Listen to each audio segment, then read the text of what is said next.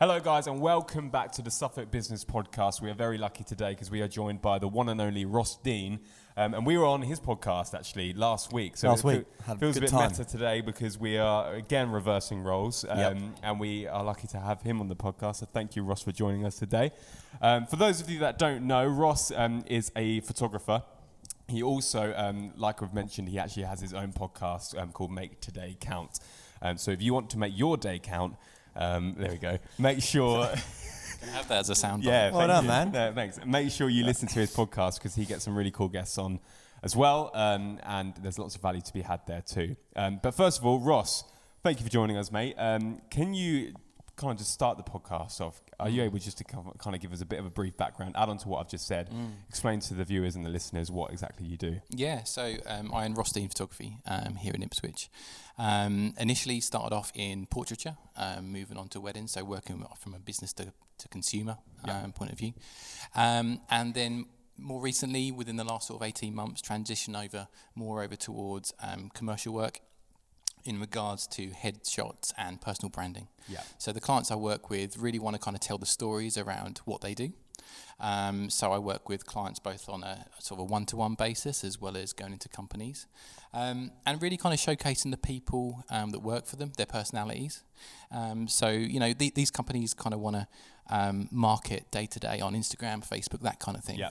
But they get to the point where maybe some of the images that they're using on their social media are maybe taken with their phone or that kind of stuff. And that's great to a certain point.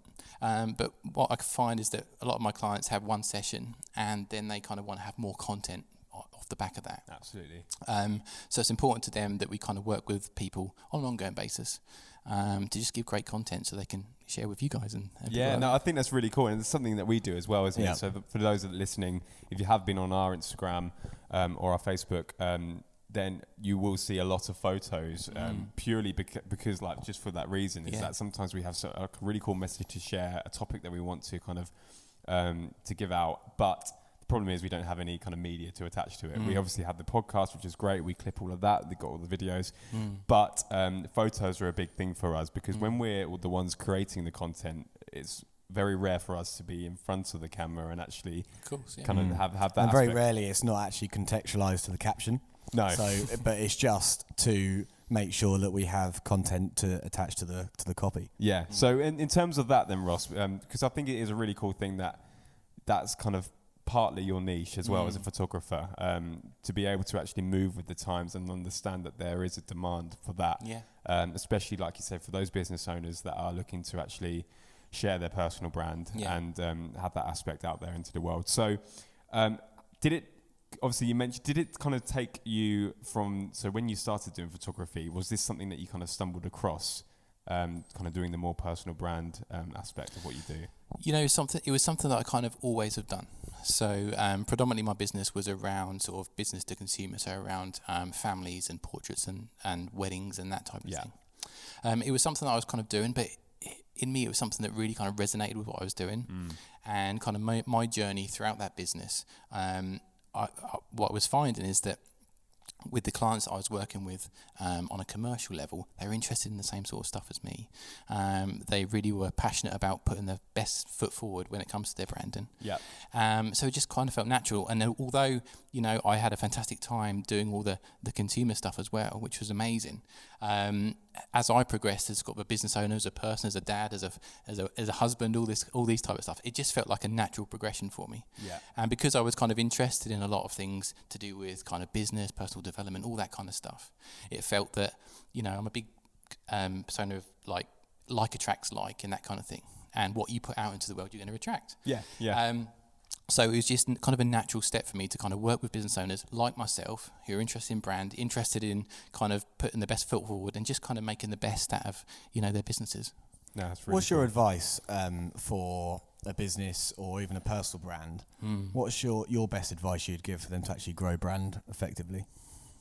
For me, I think you just have to take a step back sometimes. I think we get so far into the business and we just concentrate on the thing, the widget, the thing that we create or the service we provide.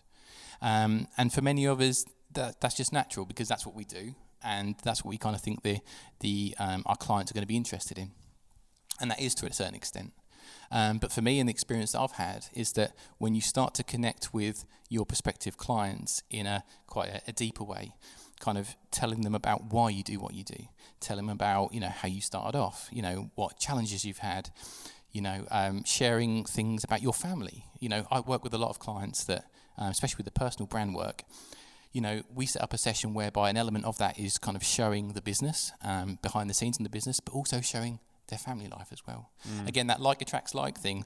People generally find that the people they want to work with are the people that are most like themselves. And it goes back to the whole independent businesses as well. Yeah. And how people, I think in general, have this huge drive to try and make sure that independent shops and on the high street are kind of still alive in kind of 10 years. And that's exactly that. People buy into the jockey. To the person behind it. And I think people can make more of a connection. All the fantastic people you've had on the podcast, each one of them has their own individual story, which when you've sat down and chatted with them, is really came out. And from a viewer's point of view, that's really resonated with myself as well. So it's about taking a step back, identifying what those key things are for your business, and working with the creative team to be able to bring those out, whether it's video, photo, copy, all those sorts of things. Because to a large extent, personal brand can mean a lot of different things to a lot of different people.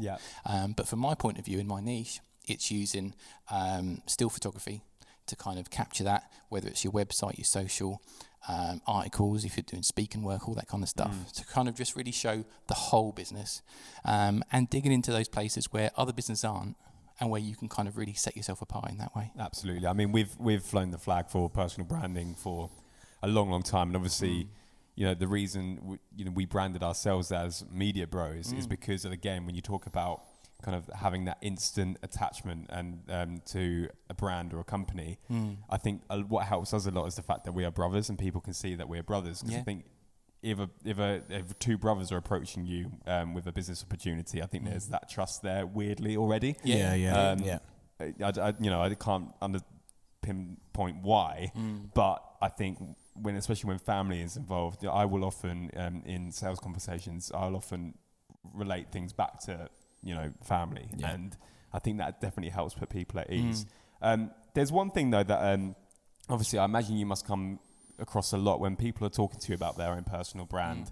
I think one challenge that we try and kind of and work with clients on is the fact that I think one of their biggest worries is actually putting their life in front of their customers. So, sharing a picture with the family and what kind of detriment that could have on their business. Do you agree that there is a risk involved with that, or do you think actually, the more we share, the better? I agree sometimes that, it's not a good fit for everyone. And I think that's important to remember as well, is that every business and every individual is different. So they all have their own kind of thoughts around it. But what I found is that from the clients that I work with, those that have incorporated those aspects into their branding have had really great results. And not just from a business point of view, but obviously from a family and lifestyle point of view, because when I used to do a lot of family portraiture, we used to really kind of make an emphasis about the importance of putting photographs on walls. And the reason for that was that from a child's point of view, there's so much self-confidence that can be brought out of that child if he goes around his house or her house and he sees photographs all around the house. I've never thought of it like that. That is true, isn't it? I think, why do we put photos up around the house? Is it for our benefit? Is it for those around us? I think it's memory sharing, isn't it? Yeah, and there's been a lot of studies, in the US to kind of show that those families that have albums, have photos around the house, the children generally perform better. They feel more comfortable in the home, and they're generally more sort of happy around. So that can obviously be transcended into business too. Then exactly, in that sense, yeah. I think it's always tough, that first step, and when I speak to people that kind of thinking about doing their personal branding or headshots or anything like that, it's kind of like they kind of know they want to do it. They know the benefits of it. But it's kind of like, is it for me? And often people will come to me and they'll say, I don't really like having my photo done. And I kind of remind them that, if they haven't got married recently, if they haven't had a family portrait recently, that's totally understandable. The last time we may have had a photo taken was when we were at school with kind of that dodgy bookcase background and all that type of stuff. So it's understandable, but my job is to kind of take that individual or that business from that point of view, and it's almost like a coaching to a certain extent. Making them feel comfortable. Once you do it, then it becomes a lot more natural. And I think so I used to have photos taken of me all the time. Oh, God. When I was in all the time? Yeah, I was in a pop band basically for about really? 5 years. Yeah. Oh, okay. So we used to do loads of magazine shoots and all that kind of thing, and it came natural to me because I was doing it on a regular basis. But there was a gap. There's about a 2-year gap between that and starting what we do now with Media Bros.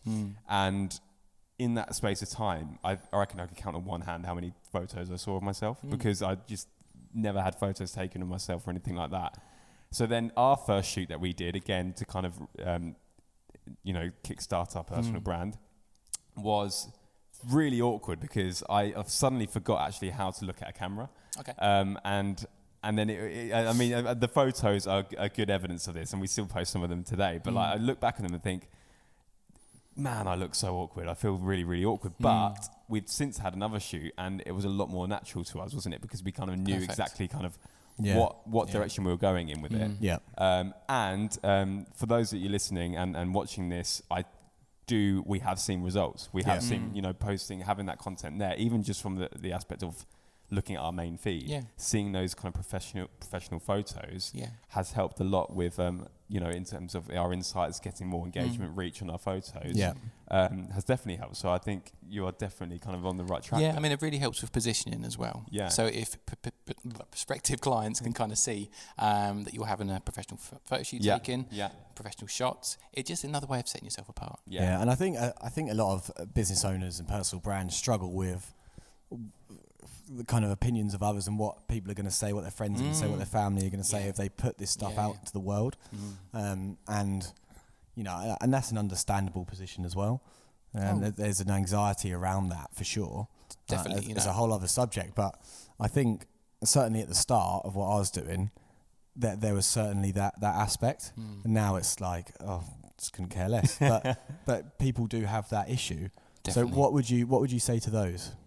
I mean, I can vouch for that from a personal point of view as well. There was a time when I wasn't maybe taking as many sort of chances. I wasn't taking as many options as I could do. But it gets to a point where, you kind of think, you step back and you sort of think, well, how's this serving me at the moment? Yeah. Am I getting to where I want to be? Am I, spending time with the people that I want to spend time with? Am I getting the results? And you kind of think, well, yes, they may talk about stuff and that, we all have friends or family members that maybe not always supportive of what we do. But in the end, you just don't want to be that person that kind of looks back and think, what if I'd have did that? Yeah. And that's the biggest thing. And, drawing it again to personal experience, before Media Bros, Jack and I labelled our business as Hot Mug Media. Okay. And we didn't link our personal brand to the company at all. Yeah, sure. And things grew quite slowly, but as soon as we rebranded to Media Bros, we stood in front of the camera, we shared our message. I mean, the last 6 months since we've done, well, not 6 months now, probably about a year now. Yeah. We've seen a massive change, in that, definitely. Because they're getting to know you, they know who you are, they know the dynamic and everything. And the whole brother dynamic as well really helps with that. Yeah. Although we still go to some shoots and some people say, so how do you guys know each other? Or the best one is like, how long have you known each other? I had a meeting. Had a meeting yesterday in London, and she said, so you two are actual brothers? I said, yeah, no, we are actually brothers. And I said, let people say, how do you actually know each other? I think it's like staged from the womb. Did you say did you say the more handsome one is sitting at home right now? Just in case you're wondering. She just knew it wasn't true. She's in photos. Yeah. But obviously, coming back to it as well, having that worry as a customer to kind of step in front of the camera.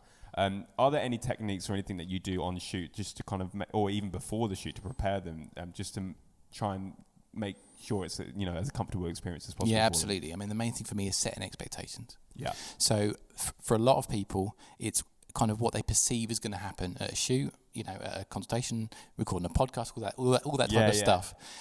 So a lot of that can kind of be taken away by just setting those expectations. So having a consultation with the client beforehand, understanding what they need, listening is just the most underrated I know, skill We talk about strategies, don't we, in terms of business? I think one of the biggest ones is simply just to listen to their needs and their pains. Yeah. But, because it's understandable. We're excited about our business. We're excited about the service we want to offer. We want to tell as many people as we can. We get into a room and then we just go, blah, blah, blah, blah, blah, blah, and then suddenly that. And it's like, well, that's not really what I wanted. But just having that opportunity to listen to someone's needs and then finding a way which you can best serve them based on those. Yeah. And generally what I find is that if you're able to do that in advance via, your first point of contact on your website, your social media, start to drip feed some of that information. When you guys came on the podcast, it was kind of speaking about using FAQs and stuff like that as an easy way of getting, information out to people. And that's exactly right. Any way that you can kind of set yourself up for a win, ahead of time, and then once you are in a position to meet, that's when you can really sell yourself. Hammer it down, And that's kind of, and if you can put everything up front, right, using your content, all that kind of stuff, when you're in a position, when you're in a room with someone, it's a bit of a done deal most of the time. Because you've already got them to that point, through content, through delivering your message, and again, another positive of having those photos there of yourself is that they are touch points as well, just like any content to do with your business. It acts as a touch point, so to then, like you say, get you to that point where you can have a meeting with them. 100%. What are some of the challenges you've had in the business, Ross, over the last few years? You talked about kind of niching to headshots, personal branding and stuff. Was that a natural transition into it, or was that like something you had to battle with? That's a really great question. I think, because a lot of the business up until that point had been kind of business to consumer, working with wedding clients, working with portrait clients. It still had been people based. That's something I really love to do. Having conversations with people, learning about their families in that circumstance. Business. It was so transferable. But what I found, in honesty, is that it got to the point where I was looking in the diary, and business to consumer work means that you're working Monday to Friday, and then you're working weekends, and you're working evenings as well. Where you've got to do it on their time. Exactly. I mean, I've got an 8-year-old, I've got a 6-year-old, and it got to the point where, although I was absolutely loving that work, it was kind of like, I'm documenting all these families, but then when does my own come into play? Yeah. Having that self-awareness to step back and definitely. Go, this isn't right. So that was the catalyst, really, in that. And as I say, the commercial aspect of the work was something I've been doing alongside that. And now I've come to the conclusion that we have seasons in our businesses and all that kind of stuff. And that served me really well for that period of time. But it was time for me to move on to something, because as a person I'd changed, I was interested in other things, conversations like this where we can get information, be inspired by other people and take those on to make the best of their businesses. And that's how the podcast came around, because, we all looking at different ways that how we could market. I didn't like blogging too much. Some of the other things, they weren't a good fit for me, and I could outsource that. But something I was really passionate about was having conversations like this, learning from other people, and more importantly, sharing that information, because the type of clients, as I've said before, were like-minded to myself. Yep. So if I was interested in some of that stuff, they would be as well. Yeah. And I was finding that on the shoots that I was going on. We'd be setting up and all this kind of stuff, but we'd be chatting about a book or a podcast or something like that, and that would be our connection. Absolutely, yeah. So what better way for me to kind of nurture those clients than to do that? No, it's great. Talking about the podcast as well, obviously, we, like I said before, Jack and I were lucky enough to be invited on it, and your preparation and the whole post-production stage, obviously Jack and I are big kind of advocates for that. Post-producing content, all that kind of thing, and you did exactly that. And what was nice is for us to be on the receiving end of it. Okay. When did you start prepping for this podcast that you've got? Was it something kind of you, like you said, just kind of thought, yes, this is my strategy, I want this podcast, or was it very much more of a thing of like, I want it a bit more kind of on the side kind of thing? No, I mean, for me, I've probably been planning a podcast for about 2 or 3 years. Yeah. But never quite getting around to it. As similar to the conversation we spoke about the other day about video, something that was really good, but I really wanted to do, but it was kind of like, I'll do it when X, or I'll do it when X. And it got to the point again that it's like, how's this serving me right now? A year has passed and I still haven't got a podcast. But it was something I was really passionate about. So it was like, okay, what we'll do, I'll buy what I need. Yeah. YouTube videos, reading blogs, all that type of stuff to get the basic stuff, learn how to do it, and then just start talking to people that I was working with already, or a friend, or anything, and just kind of start and piecemeal. And what I found is that yes, you sort of you're kind of picking up as you go, but it's what's really interesting is how quickly that kind of carries on, and you just get the momentum going. And that's what I think you got to, again, coming back to being self-aware. You did the first episode. I mean, the first episode that we did. There was a lot wrong. There's quite a lot wrong with it. We didn't kind of get a flow with it, and the audio wasn't great, and all that kind of thing. So it's about accepting that your first one is never going to be as good as your last one. It's refining it, isn't it? Yeah. And we've refined it into this. Yeah. Like we know the audio's better. Yeah. We only need one camera. Yeah. It's quicker in the edit. Like all these things, it's just refining the process, and that's the same with business. Exactly the same.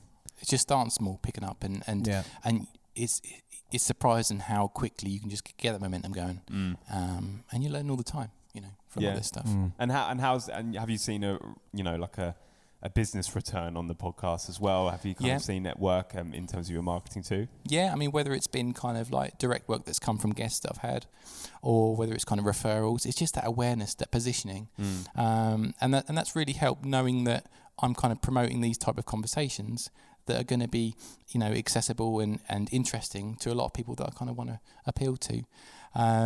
It's just something I really love now, and is now becoming a bigger part of the business. What I wanted to do originally is just kind of run it for a period of time, see how it went, and then just see how we go. But I guess it's kind of got to that point now where people maybe are finding or stumbling upon the podcast first, and then doing the homework on you, and then actually kind of seeing more. And that's what I kind of want it to be. I didn't want to be a podcast where I just like talking about photography all the time. And at the end, you should contact me about that. It was about having conversation around like-minded topics where, if someone wanted to talk about photography at some point, that would be it. But that wasn't the emphasis. No. And that's important to kind of remember as well, that if you run a business about, again, this is one of my analogies. You're going to give me a topic. Wait. Here we go. If you are running a business about tube underground construction, there we go. Okay. That's one that completely came to my head. Mate. Yeah, that's good. I'm with this so far. It's important to kind of understand that, yes, it probably would be beneficial to chat about underground construction of tubes stations in a podcast, but actually it doesn't have to be about that. You can, talk about your week and how, your issues you've been facing personally or in business and things like that, and people are still going to resonate with them. And like you said, do the homework then on the back end and figure out actually exactly what you do. And then if it's not for them, they might know somebody who it is for. Yeah. And again, what's nice about yours is that it just tiptoes on the lines of photography in the sense of, as a business, photography is a huge, huge part. Jack and I are always looking for having photos taken, not because we're vain, but because it helps. And there are other businesses as well that will need it too. So I think what you're doing is what we always say to lots of business owners, this is what you should be doing, because you're sharing your message and you're putting yourself out there, and then they're doing the homework on the back end. So in terms of you strike me as a very, very determined and ambitious guy. Okay. With that in mind, what are your plans for the future? I have a feeling it's not going to be something like fill up my Saturday with more photography. It's going to be a kind of more bigger picture stuff. So what do you have in mind? I guess for my business, I just want to keep assisting businesses in getting the most out of what they do. I think there are a lot of people that are probably listening and watching to this that are running really well with their business, but they just think there's that one step more that they can go. And the complete joy that I get out of working people is I can take someone from kind of coming into a consultation thinking, I'm not sure whether I want to do these photos. And then from then releasing their photos to the world. You see a transformation. And then it's really interesting. You see them afterwards and they're doing speaking events, they're doing all this other stuff. And it's just playing that small part in that. And you'll find this as well with working with people and, the stuff that you guys do and what they then go on to do afterwards. That's what really there's such a joy, isn't it, as well, from like seeing your photos that you take of business owners and then putting it out there and then seeing the positive comments that come through. And we get the same when we produce a video for somebody and they put it out and they get lots of positive comments as well. And we know with the podcast as well, just kind of building that as well. What episode are you on now? How many? 14. So how we kind of about the same stage. Yeah. So for me, in the first point of view, I didn't have much kind of structure around how often I was kind of creating. But now, from in 2020, what I want to do is to kind of be a weekly thing. Yeah. Now I've kind of refined it, as we were talking about before. Yeah. Well, I know the what needs to happen each time, and I've kind of got the process down to kind of a manageable amount. So yeah, more conversations and a weekly podcast going forward. And then, as we've spoken about before, why can't these things be events? Why can't these things be? Yeah, so especially in our area, like you said before, incorporating networking into it, bringing people that have the same ideas, values, all that kind of stuff is so powerful, I think. Well, I think, like you said, it's one thing being able to share this message in video format and audio, but if we can get people here, engaging with you after the show and things like that, because there are so many people in Suffolk that would benefit from actually being here in person, listening to you, and the same goes for your podcast as well. 100%. So, stay tuned, guys. That might happen one day. Stay tuned. 100%. Ross, where can people find you online? Yeah, so Ross Dean Photo is my handle on most social media accounts. Yep. And for information about services and that kind of stuff, you can go to rossdeanphotography.com. And there's also a link there to the podcast Make Today Count, which is also available on anywhere that you find your podcasts. You must listen to that, guys. Really good podcast. Amazing. And just to finish as well, because we have got a bit more time, we've got about kind of 3 more minutes. What is the best thing about running a business? What do you think is the thing that, you wake up every day and you really enjoy? The best thing about running a business for me is kind of twofold. It's kind of having that freedom within my family to have some choice around lots of different things. Whether, at Christmas time, I was able to go to a couple of Christmas shows at the kids' school where a lot of people would be in the position to do that. In the middle of the day. Yeah, that kind of stuff. Right through to just, as I said before, just serving my clients in a way that I can really kind of help them. I really believe that everyone has their own skill. They might not know it at the time, but there's something that they can give the world and serve their community in some way, which can make a really positive effect on them. Whether that's photography, whether that's creating content, whether it's, whatever you want to do. Yeah. Working at tube stations, all that kind of thing. It benefits everyone, doesn't it? Definitely. And in terms of, running the business side, it's freedom and fulfillment. And from experience, if you can find that thing for you, that's when it kind of all starts to roll together. So. No, I'm pumped. If anybody needs any personal brand photos, if anybody's looking to kind of continue with their personal brand and shift more content out, then get in touch with Ross. Honestly, I've seen his photos as well. They are awesome. They are. And if everybody wants to kickstart their own personal brand too, I think hopefully just from listening to this conversation today and seeing Ross and listening to him, that he's going to make you feel comfortable and that you're not going to be jumping in front of. I mean, I once did a shoot in Regent Street in London, right in the middle of the road, and I felt the most awkward I think I've ever been, which is hard to believe because I feel awkward quite a lot. Jack thinks I'm very awkward. But, if somebody is nervous and somebody is lacking that confidence, then I'm sure, you'll be able to kind of help them along with that. So thank you, mate. Yeah, honestly, guys, get in touch with Ross. Listen to his podcast as well. It's a really, really good one. And thank you ever so much for coming on our podcast. Pleasure. Cheers, Ross. Thank you, mate. Take care. Good job. Ross. Been a pleasure, man. Cheers. Thank you. Bye.